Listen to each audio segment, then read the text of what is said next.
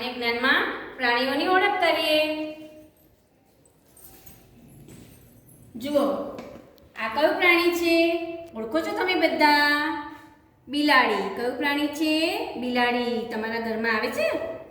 અને જુઓ, એની બાજુમાં કયું પ્રાણી છે? કૂતરો. કયું છે? કૂતરો. આ કયું પ્રાણી છે?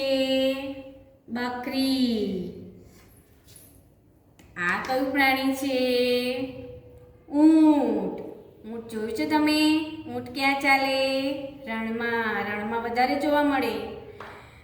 આ કયું પ્રાણી છે? ગધેડો. આ તો ખબર જ હશે તમને. શું છે આ? ગાય. ગાયનો કલર કેવો છે? સફેદ. ગાય આપણે શું આપે? દૂધ. પછી એની બાજુમાં કોણ છે? ભેંસ. ભેંસનો કલર કેવો છે? કાળો. ભેંસ બી આપણે દૂધ આપે ને. અને જુઓ, એની બાજુમાં શું છે? ઘોડો. શું છે? ઘોડો.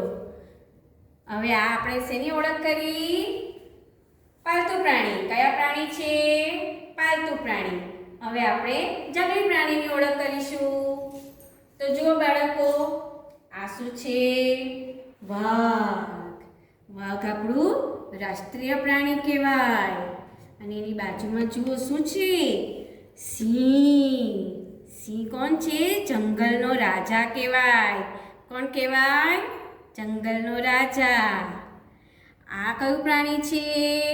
ઝીબ્રા. આ તમને ખબર છે? લાંબી ડોકવાળું કોણ છે તે?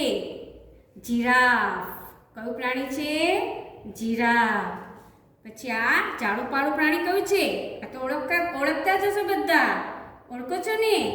હાથી. કોણ છે? હાથી. અને આ કોણ છે? શિયાળ. લુચ્ચું શિયાળ. અને ઉપર જુઓ તો ઝાડ પર કોણ બેઠું છે? ઓળખો છો બધા? હા, ઓળખતા જ હશો. વાંદરો. છે ને વાંદરો? તો આજે આપણે શેની ઓળખ કરી? જંગલી પ્રાણી અને પાલતુ પ્રાણીની.